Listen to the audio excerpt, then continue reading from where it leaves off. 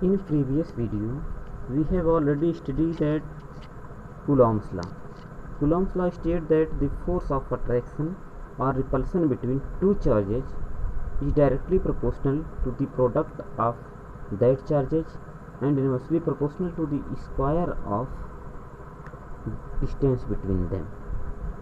And also points come from that definition. If both charges are of same nature, then there will be repulsion, and if both charges are different nature, then there will be attraction between them. Here we will discuss about Coulomb's law in vector form कि Coulomb's ने उस law को Coulomb's की उस law को vector form में कैसे represent कर सकते हैं। यहाँ पर दो केसेज अराइज होंगे। फर्स्ट केस में हमें कंसीडर करते हैं कि दोनों चार्ज सेम नेचर के हैं, और सेकंड केस में हम कंसीडर करेंगे कि जो दोनों चार्ज हैं वो डिफरेंट नेचर के, एक पॉजिटिव है तो दूसरा नेगेटिव। तो हम लोग बात करते हैं फर्स्ट केस की। केस फर्स्ट, जब दोनों चार्ज सेम नेचर के हों, हम लोग कंसीडर करते हैं कि दो चार्ज हैं, एक Q1 है, एक चार्ज Q2 है। चूँकि Q1 और Q2 दोनों सेम नेचर के हैं, जो Q1 और Q2 के बीच फोर्स वर्क करेगा ये रिपल्सिव फोर्स होगा, और Q2 Q1 को रिपल करेगा, Q1 Q2 को रिपल करेगा। तो जो Q1 पर अप्लाइड फोर्स है ड्यू टू Q2 वो है F12। That means F12 is force applied on charge Q1 due to Q2।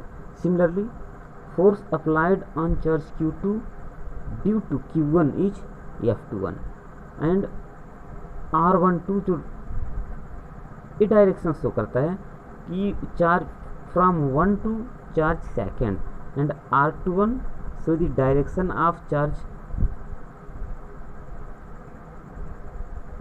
Q1 from charge Q2। तो इस 3-4 पॉइंट हमारे पास हो कि F12 क्या है, F21 क्या है, Q1 Q2 क्या है, और R इनके बीच की डिस्टेंस हमको ध्यान रखना है। तो by the Coulomb's law we can say that we can write here F12 equals to 1 upon 4 pi epsilon 0 Q1 Q2 upon R square। और जहाँ तक इसके डायरेक्शन की बात है, तो जो F12 है, F12 ये यहाँ से देखने पर क्लियर है ये R21 के डायरेक्शन में ये फोर्स अप्लाई हो रहा है F12, तो हमने लिख दिया यहाँ पर R21। और जब F21 की बात करेंगे तो सारे क्वांटिटीज तो सेम होंगे, 1/4 pi epsilon not epsilon 0 Q1 Q2 upon R square, क्योंकि डिस्टेंस तो फिक्स ही है, and direction of F21 will be R12 and F21। Direction of F21 is R12।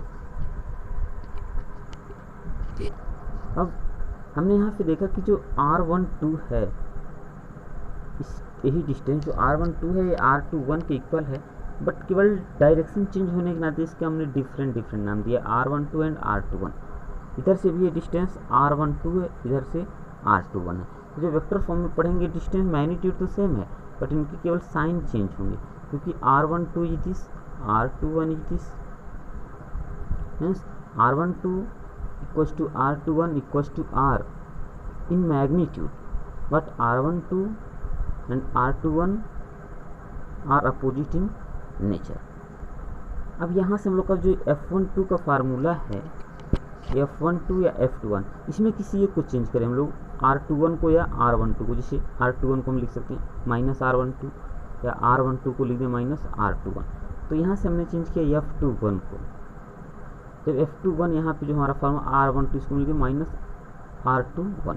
अब इस माइनस सिंबल को जब यहाँ ले गए ये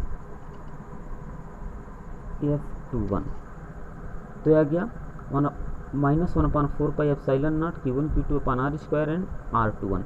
और जब इसको हमने कंपेयर किया F12 से F21, तो हमने देखा कि दोनों क्वांटिटी तो सेम है, बट इनका जो केवल साइन है, एक में प्लस है एक में माइनस है, इतना सा डिफरेंस है।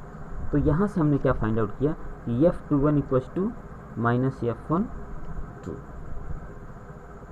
यही सेम वर्क हमको करना है कि सेकेंड में, even both charges are opposite in nature, then we have to use only R12 and R21, but there will direction भी चेंज। अगर एक पॉजिटिव है एक निगेटिव है तो उनके बीच अट्रैक्शन होगा। अगर इन मान लेते हैं कि Q1 जो है निगेटिव है Q2 पॉजिटिव है, तो इनका जो डायरेक्शन है ये डायरेक्शन चेंज हो जाएगा F12 का, और F21 का भी डायरेक्शन चेंज हो जाएगा। और यहाँ पे जो F12 है R21 का डायरेक्शन हो जाएगा, और जो F12 है R12 का डायरेक्शन हो जाएगा। तो इसको पॉइंट में रखते हुए इसको आप सब लोग ही सॉल्व करेंगे सेकंड को, इसको हम सॉल्व करके नहीं बताएंगे। अगर फिर नहीं आएगा तो मौका मिला तो हम बता देंगे। ठीक है।